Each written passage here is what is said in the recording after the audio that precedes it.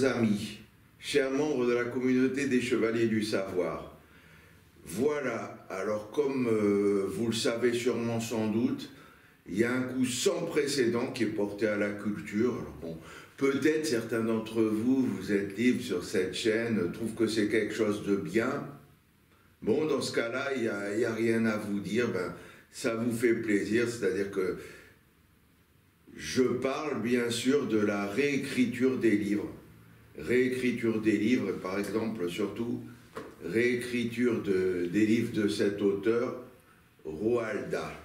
Alors il y a la réécriture des livres, il y a les relecteurs de sensibilité qui réécrivent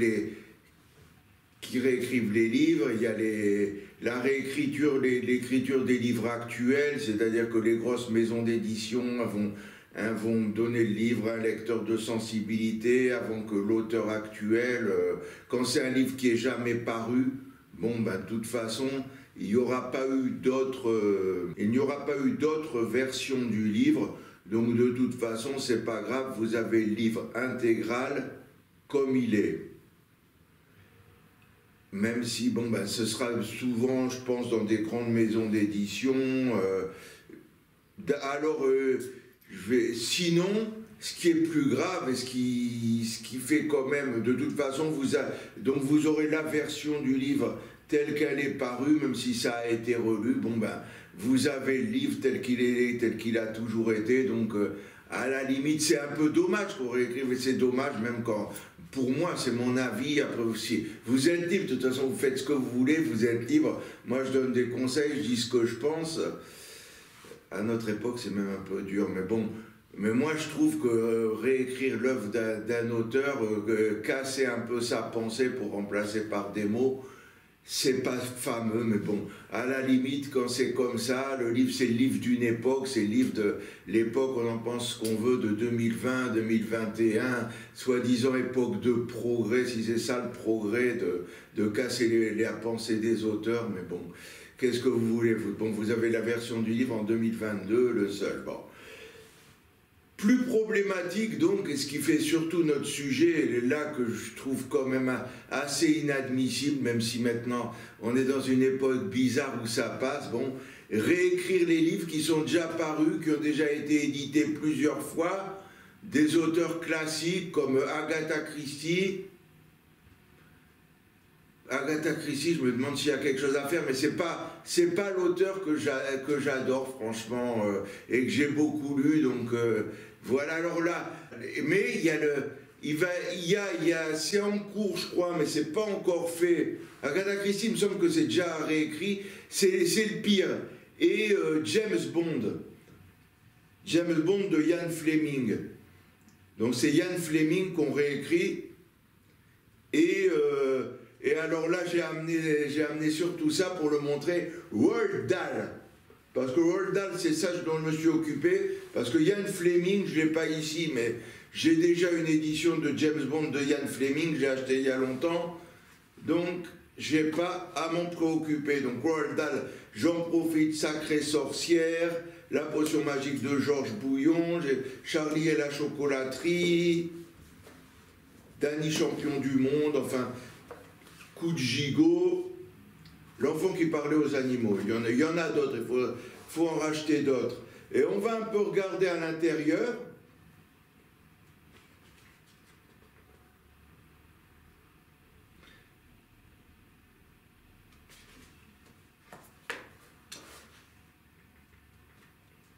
Voilà, j'ai pas mieux parce que c'est pas le mieux à moi.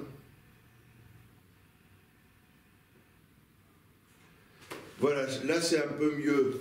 Mais là, l'autre, j'avais les dépôts légaux 2022, donc voilà, c'est en 2023 qu'on commence cette folie de réécriture. Mais de toute façon, alors Roald Dahl, on peut vraiment y faire quelque chose. Parce que je vais vous montrer là, j'espère qu'on le voit bien à la... Édition Gallimard Jeunesse 2007 pour la présente édition. Donc, c'est en 2007, c'est une édition de 2007. Donc voilà, vous pouvez trouver encore pour Roald Dahl et pour sûrement beaucoup d'auteurs, vous regardez quand vous achetez, et vous trouvez une édition qui est encore récente. Vous voyez que c'est pas en 2023, édition le Gallimard Jeunesse pour la présente édition, voilà. J'en avais un de 2022, mais apparemment 2020, c'est en 2023 quand même qu'ils ont décidé leur truc. Bon, mais de toute façon, même si c'était en 2023, pour Roald Dahl, c'est particulier, parce que Roald Dahl, apparemment, Gallimard Jeunesse, quoi, ne vont pas le réécrire en l'édition française. C'est l'édition anglaise qui va procéder à des réécritures, et même, il y a eu un tel tollé que même en Angleterre, je crois qu'il n'y a qu'en Angleterre qui font ça, ou peut-être aux États-Unis aussi, ils vont mettre Roald Dahl, la nouvelle édition avec les changements de mots, les changements de style pour aseptiser tout ça, et vont republier l'ancienne édition. Et en français, au lieu de faire deux éditions comme ça, ils vont juste mettre un avertissement parce que ça pourrait heurter les sensibles féministes ou les sensibles... je sais pas quoi, enfin c'est tout le wokisme, moi c'est pas trop mon truc, quoi, je le dis sincèrement, même si c'est pas politiquement correct de le dire à notre époque où on est si merveilleux. Donc voilà. Alors, il y a deux autres auteurs qu'on va voir, alors et cette fois-ci, ça va être... Les éditeurs vont complètement retraduire tout en français. C'est-à-dire que les nouvelles éditions, contrairement à Roald Dahl, en France même, et il me semble partout ailleurs, mais bon, ce sera un exemple, même s'ils ont décidé de faire autrement depuis, mais aux dernières nouvelles, Agatha Christie, ils avaient déjà changé le titre de... de toute façon, là, c'est les héritiers d'Agatha Christie qui sont d'accord pour ça. Donc voilà, et qui vont dans le sens du vent, dans le sens de notre formidable époque progressiste, si c'est vraiment, quand on appelle ça le progrès, vraiment un autodafé, c'est peut-être le progrès aussi. Les beaux auteurs progressistes vont décider de réécrire complètement en anglais, même les éditeurs français vont faire la même chose, et vont réécrire les textes, remplacer des mots par les autres, et complètement changer la pensée de l'auteur, parce que la pensée de l'auteur ne plaît pas au fameux progrès. Donc voilà, et donc il y a la pensée de Ian Fleming, les anciens James Bond de Ian Fleming vont complètement être, disons, dénaturées, et la pensée de Agatha Christie va être complètement dénaturée dans la version française comme dans la version anglaise. Alors voilà comment on peut un peu contrer ça, s'opposer à ça. Il faut quand même regarder dans les librairies, surtout si vous êtes fan de neuf, de livres neufs, vous n'aimez pas trop, on voit ce cas-là où vous n'aimez pas trop acheter d'occasion, et vous voyez si quelque part, en farfouillant, ils ont peut-être des éditions qui sont... Essayez de trouver quand même dans les librairies neuves des invendus qui soient dans les anciennes éditions.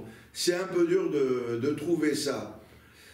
Et il faut y aller vite quand même pour Roald Dahl, et essayer maintenant, voilà, un conseil, comme ça concerne plutôt des auteurs anciens, la réécriture. Maintenant, les auteurs que vous aimez bien lire actuellement, si les nouveaux romans, ils ont été réécrits, par exemple, bon, ben, vous ne le saurez pas, et puis il n'y a aucun moyen de le faire, et de toute façon, voilà, mais ça va surtout concerner, il n'y aura que l'édition réécrite, donc, bon, c'est tout ce qui est récent, ça. Donc voilà, il faut chercher, ce que je vous conseillerais, c'est même... et même ce qui est en français, de toute façon, Balzac, il pourrait un jour se dire, même si c'est en français, voilà les classiques français, se dire, ah ben Balzac, c'était trop macho, je ne sais quoi, c'était pas assez progressiste, on va les réécrire en écriture inclusive. Alors bon, maintenant, vous êtes des grands, de toute façon, je vous dis, moi je préfère insister sur la liberté. Donc si vous aimez bien que Balzac soit réécrit, soit ça vous dérange pas, toujours je répète, toujours pour dire combien vous êtes libre, ben vous attendez, vous êtes bien content, vous achetez même Balzac réécrit. Bon, mais sinon, ben, essayez d'acheter tant que ça peut aller très très loin, tout ce wokisme, tout ce progressisme, toute cette attaque, je dirais, contre la culture et contre les pensées des auteurs, les pensées premières des auteurs. Donc, essayez d'acheter le plus possible maintenant. C'est le temps de racheter Victor Hugo, Balzac, encore plus les auteurs anglais, les auteurs anglais qui sont des années 1800. Voilà, il y a celui qui a écrit Bram Stoker, par exemple, il a écrit Dracula. On ne sait pas si Dracula, ils vont pas dire que c'est trop horrible à un moment, qu'il y a des trucs qui pourraient heurter je ne sais trop quelle minorité. Donc achetez les Dracula. Si vous pensez acheter Frankenstein de Mary Shelley, tout ce qui est classique, les auteurs classiques, même le grec ancien, Platon, tout ça, un jour il pourrait... Homère, ils pourraient décider, ils vont tellement loin. Sherlock Holmes, voilà aussi, ça peut être transformé. Donc, vous les achetez maintenant, vous les avez une fois. Ah, et très important, je vous dis d'acheter les classiques. Aussi, ce qu'il faut savoir, c'est que si vous achetez une version numérique, je vous conseille d'acheter une version physique, parce que si vous achetez une version numérique, la version numérique, il la transforme sans votre accord, sans vous le dire. S'il y a une nouvelle version, vous avez acheté la version numérique de Roald Dahl, l'enfant qui parlait aux animaux, par exemple, on va dire ça même, et un jour il décide même maintenant de transformer carrément, il y a une autre maison d'édition qui rachète Roald Dahl, et eux ils disent que c'est pas suffisant de juste mettre une contextualisation en prologue, comme ils vont faire maintenant dans les nouvelles versions françaises de Roald Dahl, de mettre un avertissement. Donc ils décident de transformer le texte. Et si vous avez la version numérique de l'enfant qui parlait aux animaux, les livres numériques, ils transforment tout, ils peuvent tout transformer, et vous avez la version numérique que vous avez achetée, c'est plus la version numérique que vous avez. Au moment où ils décident de tout transformer, ils vous donnent de toute façon la version transformée. Donc, autre conseil, achetez des livres physiques. Achetez des livres physiques. Alors maintenant, on peut faire que ça, et acheter le plus vite possible tout ce que vous pouvez trouver. Si c'est des auteurs dont vous savez, dont les journaux ont mis, je ne sais pas si vous pouvez peut-être encore trouver, j'avais un intégral normal que je ne peux pas le montrer, mais de Ian Fleming, peut-être ils se vendent encore, peut-être maintenant quand j'enregistre cette vidéo, on est en fin mai 2023, dans deux ou trois jours, on sera en juin 2023. Peut-être qu'en septembre 2023, il n'y aura plus que la nouvelle version de Ian Fleming, qui est sans correction, qui sera parue. Donc, si vous pouvez aller voir, regardez, si vous trouvez des livres de Ian Fleming, allez en librairie, regardez un peu partout. Si vous n'avez pas des éditions qui sont avant 2023, des éditions de 2020, 2022, encore, regardez ce qui reste. Bon, et puis dernier conseil maintenant, et on change de catégorie maintenant. Alors pour l'autre catégorie, ceux qui aiment bien chiner, et je pense que vous allez être les plus nombreux, qui s'en fichent d'avoir d'acheter d'occasion, qui aiment bien acheter d'occasion, qui achètent surtout les livres pour le prix, et qui vont aller sur les quais, dans les braderies, sur les marchés, acheter qui achètent leurs livres à ce moment-là.